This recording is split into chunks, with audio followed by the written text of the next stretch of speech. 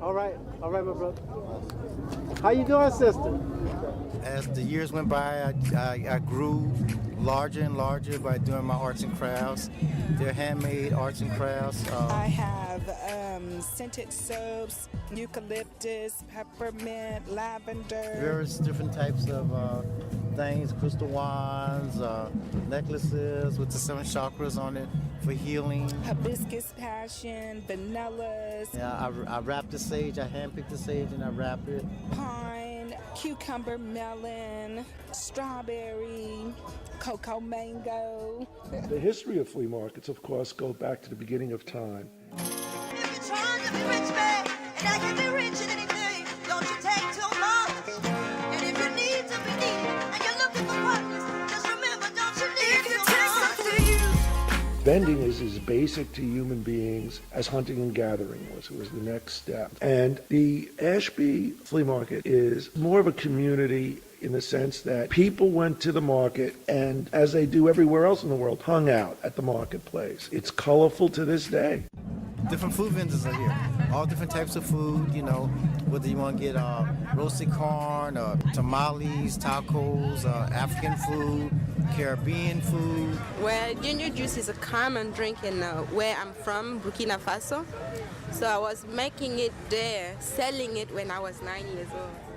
I originally started cooking Creole ranch buffalo wings, Creole style buffalo wings in New Orleans. I lived out there 3 years. For me, the most fascinating thing has always been the people, both the buyers and the sellers. It's more ethnic, it's more like a Kasbah, you know, where you have a lot of different ethnicity here, people from Tibet, people from Iran, you know, Africa, different places. There's music. And you have a drum circle, and they're playing drums, and it's very festive.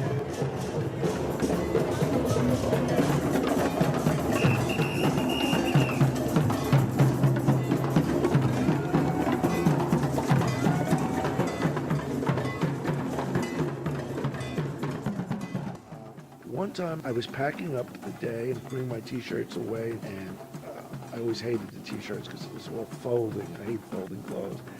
And I put one stack of t-shirts away and I see this wallet, a Chinese paper wallet. And I opened it up and there was $1,000. And this is when $1,000 was a lot of money. I came here knowing that I was gonna get a bike because the last time I came here, I found a bike that I fell in love with. And the guy said he would wait for me to come back and get it, but when I was gone, he sold it to someone else. I didn't have to really think twice. I was going back the next day to see if the owner of the wallet would show up.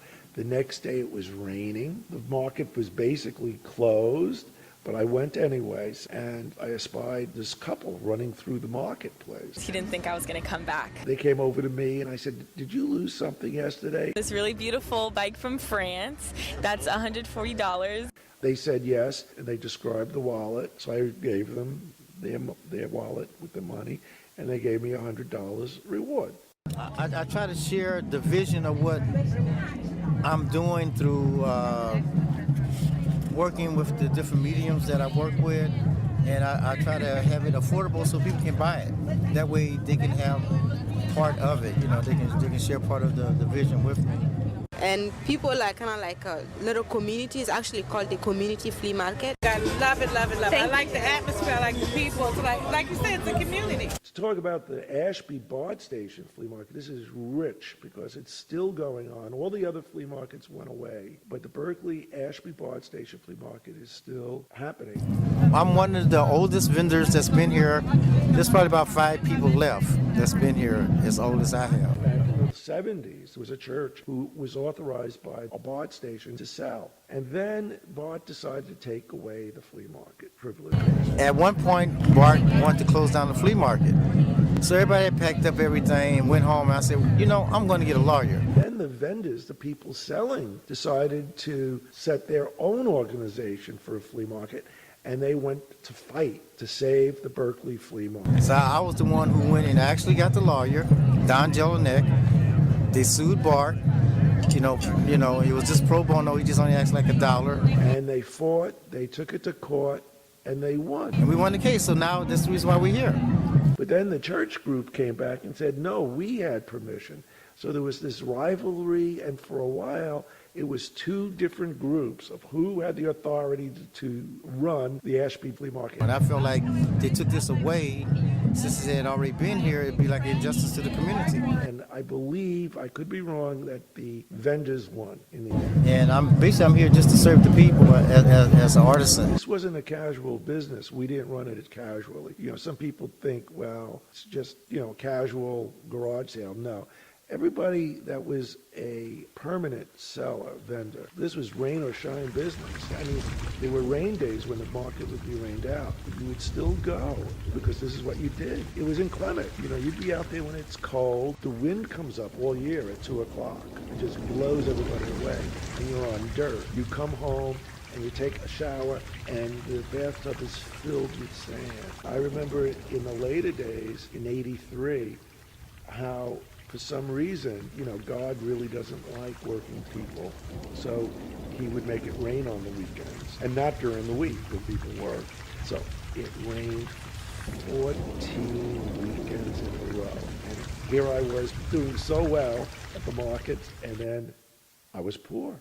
Like any business, you have to run the risk and make the commitment and dedication. And the real vendors all work. But it comes with the territory. You know, and I care about the people. There were many people that, the regulars. This is a neighborhood. So I actually saw people grow up and die. All walks of life, all ethnic, cultural diversity, all types of people. I'm John Masella, and I sold at the flea market back in beginning in 1977, when I first came to California from New Jersey.